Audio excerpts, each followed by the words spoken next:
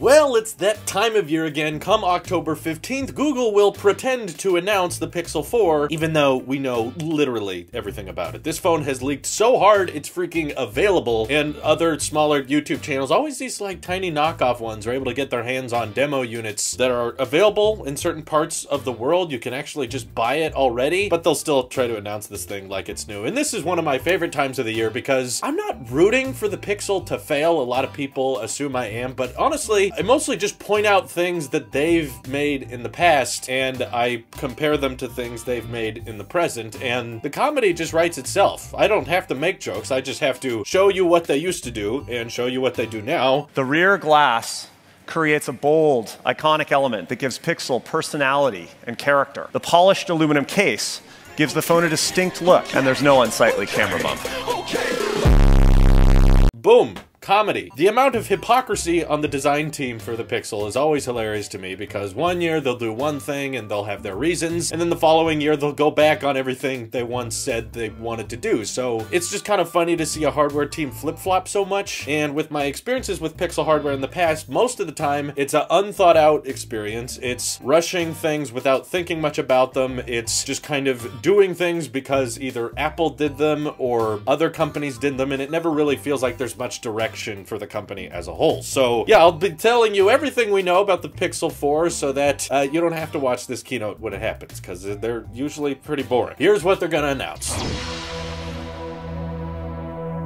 Obviously, the Pixel 4 and Pixel 4 XL, and I don't even want to say these phones have been leaked anymore, because when Google themselves is straight up like tweeting out pictures of the phone and showing you what the front looks like, what the back looks like, and now even showcasing features and the sensors on the inside, that's not leaking, guys. That's just advertising. They're literally just marketing the phone and deciding to make it like a 3-month-long process, which in return is going to hurt your sales of your current flagships. That's why Apple doesn't do things like that, because no one's going to feel good when they buy the Pixel 3 and then see an announcement for the Pixel 4. And they're like, oh wait, the Pixel 4 is coming? I'll just get that. And then Google has to say, well, no, it's not coming for another 3 to 4 months. And you're like, oh, so do I return this or do I wait for that? I don't know. It just puts your customers in a weird place. They're advertising. I get that it makes us, you know, YouTubers and tech community people happy because we have stuff to work with in advance, but for the consumer, it is quite confusing. Anyway, the Pixel 4 design is a play it safe, don't try to do anything different from the ordinary standard looking phone. In fact, from the backlash they got from the 3XL notch, they've decided this year to just not have a notch, not try to improve the screen to body ratio in any way, and just decide, you know what, we can't do low bezel phones, so we're just gonna go back to what we know works. So we have a slightly thinner chin than before, but still a giant forehead, the kind you would expect from the Pixel 2, on both sizes now. So there's not just a notch on the 3XL and no notch on the 3, it's just big old fat forehead because we couldn't figure out how to make our displays go to the edges like everybody else did. Since we're not good at that, we're not gonna try it. So Google, I respect you for knowing your limitations in that regard, but of course there's good reason for that forehead. It's housing their new Face ID competitor, which don't act like it's anything else. Don't act like they're trying to do something different here, because for the most part, yes, look at those sensors. It's a dot projector, it's an IR scanner, front-facing camera and all that. Oh, and they ditched the dual camera on the front. Remember how much the YouTubers liked the fact that they had ultra-wide and regular lenses on the front of the Pixel 3? Well, Google heard their praises about that front-facing camera and said, screw it, we're getting rid of that this year because no one else seems to be doing it. We don't want to be individualistic. We just want to do what everyone else is doing. So now it's just one camera on the front, which I assume, just like the new iPhones and previous Galaxy phones, it's a slightly wider than normal lens, and when you want to take a more narrow image, it will just crop it in. And from what Google has told us, this face unlock should be very speedy. We've already seen hands-on demos of it working on these tiny YouTube channels that get their hands on the early models, and it unlocks very fast, but just like any Android face unlock, it appears to be very anti-lock screen. Some people may like this because it's very easy to just put the Pixel 4 next to an iPhone, I'm sure, and be like, see, it's faster because it jumped right to the home screen, and on the iPhone you have to swipe up. But the whole ideology, the whole debate really between the Android face unlock and iOS face unlock is iOS wants to make sure that you have time to read notifications and look at things on your lock screen, and not just when you press the power button go instantly to the home screen, because they want you to be able to just check the lock screen. If there's nothing there, then the display will automatically turn itself off. And Android wants the mentality of, no, it unlocks just so fast, you're boom in the home screen faster than ever before, and isn't that much better than an iPhone? And I have no problem if you prefer that. If you like it being anti-lock screen and just jumping straight to the home screen, that's fine. You're welcome to have that, but I think the important thing to note here is the only reason Google is moving forward with a higher end version of Face Unlock is because they know that's the direction iPhones are going in, so that's the direction they're heading in. There's no fingerprint reader. There's no under display one. There's no one on the back. So I can't wait to see all of the Pixel fanboys flip-flop on the whole Face Unlock isn't that great. I would much rather have a fingerprint reader. Fingerprint readers are better, or the Galaxy fanboys to say, hey, we've got a fingerprint reader and Face Unlock. It's better to have both. It's better to have options. Now see the Pixel 4 do exactly what the iPhone did and say, hey, we're not going to use a fingerprint reader anymore. We're just going to do Face Unlock because that's better and that's the future. And now Google's moving forward with that too. So they're saying no fingerprint reader, Face Unlock only, and everybody just has to like it. In fact, at this point, I would highly expect a Google Memoji ripoff. The dot projector and everything is most likely going to showcase some type of facial tracking Animoji that you can use within Android 10 when you have the Face ID sensors from the Pixel 4. So something like that's probably going to come out. And then of course there's another sensor, the Soli sensor, which is for radar use, which Google has already flexed their feature on the new air gestures that appear to allow you to skip songs without touching the phone. And I know we've talked about this in the past, but honestly, air gestures are not a heavily requested feature. They've been in phones in the past, and before you all say, but they weren't as good before, they weren't using a radar chip, air gestures is going to be different this time because it's more accurate and it's better technology than before. Look, other phones in the past, they had air gestures, but you know why they didn't keep pursuing them? You know why they didn't try to make them better? It was because they realized no one wanted them. No one was requesting that, hey, the air gestures on my Galaxy S4, they're cool, but they're not very accurate and I have to be close to the phone. So Samsung, can you make them better in the next version? No, literally no one brought that up. Other Android companies very quickly realized, like, yeah, we could do air gestures, but you know, no one really cares. Samsung tried very hard to market them and show off how cool they are, and since no one utilized them, they stopped researching them and they stopped trying to make them better because most people are fine just touching their phone. Oh no, my hands are greasy. I guess I have to hover like this over my device. No one does that. I mean, if you need to skip the song or whatever, you're probably not gonna have a bunch of dirty, oily hands for some reason. I mean, we have smartwatches now. We just skip songs that way, or tell our virtual assistants, just Siri, Google, skip this song. I thought that was the whole point of digital assistants, is that they're hands-free and everything. Well, now I guess you can use your hand to gesture over the phone, but it's by all means a gimmick. It's a gimmick that is supposed to help you think that this phone is worth it, but you may use it a couple times and then no one's ever going to use it again. And I can almost promise you that if there is a Pixel 5, it probably won't have air gestures. The display, while it is boring, is a 90 Hz display, which ordinarily I would think is cool because I'm all about higher refresh rates, and I think that having higher refresh rates on phones is really, really cool, but OnePlus has kind of beat Google to the punch in the Android department with the higher refresh rate thing. So the fact that you can get a very affordable phone now, the OnePlus 7T with a 90 Hz display, plus a much higher screen to body ratio, a much prettier looking phone that doesn't look so dated at a lower price, and a triple camera setup on the back. I mean, the 90 Hz display on an Android would have been cool like a year ago, but now that it's launching at the very end of 2019, it just kind of feels late. And I know Galaxy phones don't have them yet, but I'm just saying there's plenty of other Android phones that have kind of already beat Google to the high refresh rate game, between the OnePlus with their 7 Pro, which is going to be way, way cheaper than this Pixel 4 is going to be. We'll come back to that. And of course now the OnePlus 7T, but we also had the ROG Phone 2, which is at 120 Hz OLED. We had Razer Phone 2 last year with its 120 Hz LCD. So it's cool that it's getting 90 Hz. That's probably my favorite leak about the Pixel 4, but I don't really think it gives the Pixel 4 much of an advantage over other Androids because other Androids have already implemented 90 Hz and they're way better at it. So it's just kind of playing catch up at this point. Obviously, it rocks the Snapdragon 855, not even an 855 Plus. So from the launch, it's not even shipping with the highest end Snapdragon chip, which is funny given the 855, which the Pixel 4 is now getting, came out way back in March with the Galaxy S10. And I criticize Google for this every year because I hope they can change it, but you have a terrible release cycle for a Snapdragon powered phone. When the Snapdragon chip launches in March and you release your phone at like the end of October, there's like a 7-month gap there from this is the fastest Snapdragon chip to this is when we release our phone, which means that for a good maybe 3 to 5 months, the Pixel 4 has the latest Snapdragon chip, not the fastest because the 855 Plus exists, and there's already other Android phones rocking that at this point. But then in March, when the Galaxy S11 comes out, it'll have the latest Snapdragon chip again, and the Pixel 4 will instantly have dated hardware that's a year behind, even though they're asking for the same starting price as everybody else. Of course, it'll have 6 gigs of RAM, which for an Android is fine. There's much cheaper phones with higher end RAM. The OnePlus also has them beat in that department too. And we're still not completely sure what the storage options are, but most likely they're going to start off at 64 gigs and have an upgraded option of 128 gigs. And of course, no expandable storage, just like all previous Google phones. And their excuse for that will be, we have unlimited cloud storage. So I guess you don't need higher end storage options, despite the fact I see so many people complaining that iPhones didn't get the 1 terabyte storage option this year, even though I know barely anybody utilizes that much storage. But yeah, it sounds like this year they're not going to be rocking 256 gigs either. But there might be a custom silicon chip based on what we saw Google demo on stage at Google I/O. They talked about a custom chip that does all of the Google Assistant rendering, which in a demonstration showcased how you could, like, in real time be telling the phone what to do using your voice and not having to touch the screen. See, when you make displays as ugly as Google, you have to actively come up with ways to not touch it, whether it's hand gestures or voice commands that are really, really quick. But that's probably going to be an exclusive Pixel 4 feature. It's not going to work on any other Android. It's just going to be like, you can talk really fast into the phone and it will send messages and look up stuff, and you can go back and watch that demo at Google I/O. It's pretty interesting. I'm into the idea of Google making their own silicon chips. That would really help separate them from the competition, but I just wish they would focus more on, like, the actual main hardware CPU, not just a chip dedicated for talking to the Google Assistant really fast so that you can navigate the phone quicker than just touching the screen. I'm sure some people will find that cool, but you probably won't end up using it too often. Doesn't sound like a feature that would be utilized all the time, but maybe it will. We'll see. And of course, when we come to the back of the phone, we see Google's new design approach, which is throw out the one thing that made Pixel phones look unique and just make them look like every other phone out there. Most importantly, the iPhone camera design, which is of course a big old fat camera bump in the corner with all kinds of tech in it, like a camera lens and a telephoto lens.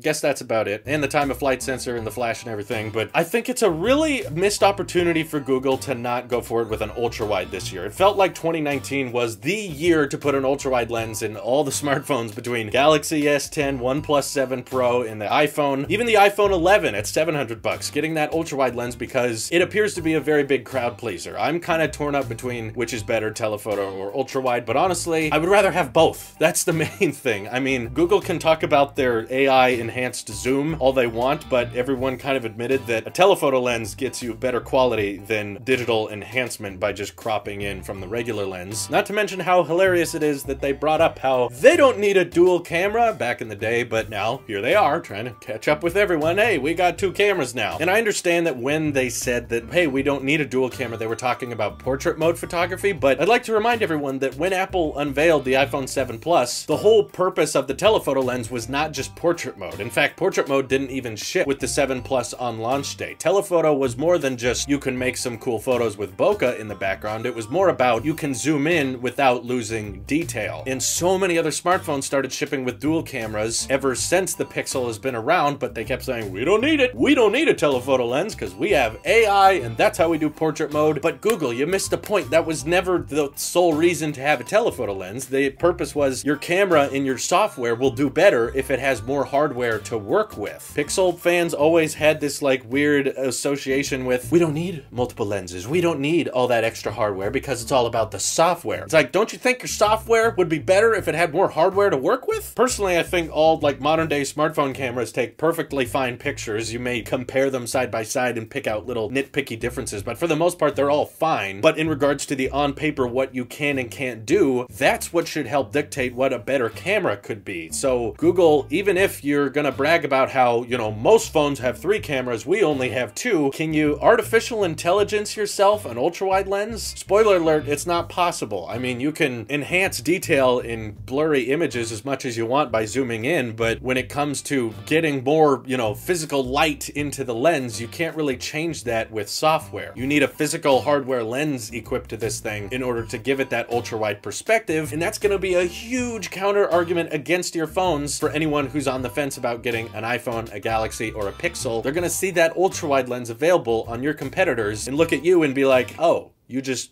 don't have that. All right. So I do hope the camera's better. I'm not saying I want this thing to completely burn, but based on what we are seeing and what Google has already showed us, the fact that they're launching their flagship phone with a dual camera, not a triple one, and this thing is not going to be in the budget department, I don't think the Pixel 4 is going to do very well. Not to mention how tough the competitors are getting right now, but also the last flagship Pixel phone didn't have a budget Pixel phone to compete with. This is actually, I think, the biggest threat to the Pixel 4 sales, the Pixel 3a, which I reviewed a while back. If you guys recall, I liked it. Before you all say I hate Google no matter what and I always just want the Pixel to fail, I will refer you to my Pixel 3a review because I had pretty nice things to say about it. It was not a A+ smartphone, but for the price and what Google offered, I thought they made a really solid package. And I also think that's Google's strength. If they want to use less hardware and rely more on good software optimization for better performance, then you should demo that by selling more budget-friendly devices. Don't go all in on, we can sell $1,000 phones just like Apple and Samsung. No, you should be more towards that Nexus line and start making affordable phones that have flagship features, not flagship phones that have affordable phone hardware. No one's going to be interested in paying $1,000 for a phone if they can save money and get a better looking one. OnePlus is a huge threat to Google, and the Pixel 3a is a huge threat to Google, mostly because they look the same. You know why the iPhone XR sold so well? It's because the front of that thing looked incredibly similar to the flagship phones. No one cared that it was an LCD. No one cared that the pixel density was so low, other than, you know, big tech YouTubers. The everyday consumer didn't give a crap about all that because they could get gestures, they could get Face ID, and it could look like they had the newest iPhone, even though it wasn't $1,000. Google, you're gonna face that exact problem when you start selling the Pixel 4, when people can look at the Pixel 3a and say, that looks exactly the same as the Pixel 4. I mean, the chin's a little thicker, but the difference of, you know, $600 between those two phones. For what exactly? Air gestures and dual camera, which, you know, in the past Pixel fans were not supposed to want or need a dual camera, but now it's going to be a main selling point to get the higher end version. So Pixel 4 is such in an awkward place, and the competitors that are rolling out with their own versions of night mode now, that was like the one last foothold Google had over the competition, was, hey, we're really good at low light performance. Now the iPhone caught up with them and made even better night mode, and Huawei's doing their own night mode. OnePlus has their night mode. Everybody's just collectively ganging up on Pixel at this point, and I think the fact that they made that more affordable 3a is really going to hurt their sales of the Pixel 4, which price. This is something we don't know for sure until the keynote actually happens on the 15th, but we're pretty confident, based on some leaks we've seen of the Pixel 4 available on the black market already, it's most likely going to start the smaller size option between $900 and $1,000. So this is not going to surprise people with lower price points because of all of the things they're adding this year. I mean, think about it. Google is the company that released, you know, a basic looking phone with a rear-facing fingerprint reader last year that charged $800 for that phone. There's no way they're going to go cheaper than that and also add all of the Face ID sensors, dot projector, Soli, the radar sensor, make a 90 hertz display, integrate all those infrared sensors in the top, give it updated specs, more RAM, and also lower the price. I just don't see Google doing that. This is the company that sold the Pixel book and the Pixel slate for thousands of dollars. They don't know how to price their products. They don't understand what they're worth to people, and the Pixel 4 I don't think is going to be an exception to the rule. It could very possibly start over $900, and of course the XL model may be around that $1,000 plus starting range, because that's what everyone else is doing with the Note 10, the S10, and the iPhones. They're around $1,000, right? So I guess we can be too, and these things are going to sell horribly. But it'll be fun to see tech YouTubers flip on it, and a bunch of them will look at it and be like, wow, a colored power button, this phone is great. And they can only brag so much about image quality, you know? I don't care about ultra wide, and I don't care about, you know, other telephoto lenses. I just want the